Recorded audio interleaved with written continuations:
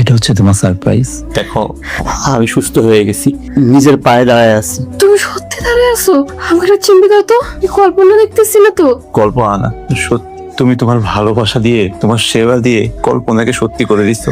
এই মিরাকেল ঘটেছে আমার জীবনে, সেটা কখনো হওয়ার কথা ছিল না, সেটা তুমি করছো। ইন্টারভিউ তো শেষ, এখন একটু গল্প করা যায়। কি খাবেন, চা না কফি? বাইরে আজকে অনেক রোদ, ঠান্ডা কিছু বলবো?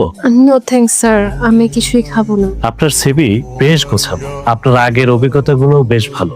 আমাদের এই মুহূর্তে আপনার মতো একজন লোকেরই দরকার ছিল, যে সবকিছু বুঝে নিতে পারবে। Thank you so much sir. আমাদের এখানে একটি এক্সিকিউটিভ পজিশন খালি আছে, আপনার প্রোফাইলের সাথে বেশ ভালো যায়। আপনি চাইলে জয়েন করতে পারেন। কাজটা মূলত মার্কেটিং এর। আমাদের সার্ভিস গুলো ক্লায়েন্টের কাছে ঠিকঠাক পৌঁছে দিবেন। কঠিন কিছু না, একটু স্মার্টলি হ্যান্ডেল করতে হয়। অ্যাকচুয়ালি স্যার, মার্কেটিং এ আমাদের কখনো কাজ করা হয়নি। আমি কি ঠিকঠাক ভাবে সামলাতে পারবো? আপনার কথা বলার ধরন এবং ব্যক্তিত্ব দেখে মনে হচ্ছে আপনি কাজটা খুব সহজে করতে পারবেন।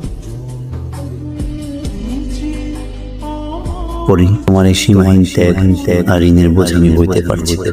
তোমার সেবার ভালোবাসা আমাকে মনে করিয়ে দেয় আমি কতটা ছোট, কতটা অপরাধ। এই অপরাধ বোধ নিয়ে আমি তোমার কাছে থাকতে পারবো। আমি নতুন করে নিঃশ্বাস নিচ্ছি, যেখানে কোনো ঋণের দায় থাকবে, তাই আমি তোমাকে ডিভোর্স দিব। যার জন্য নিজের জীবন যৌবন সব ক্ষয় করে দিলে, সে তোমাকে লাথি মেরে চলে গেল। এখন কেমন লাগছে তোমার জানোয়ার স্বামীর জন্য?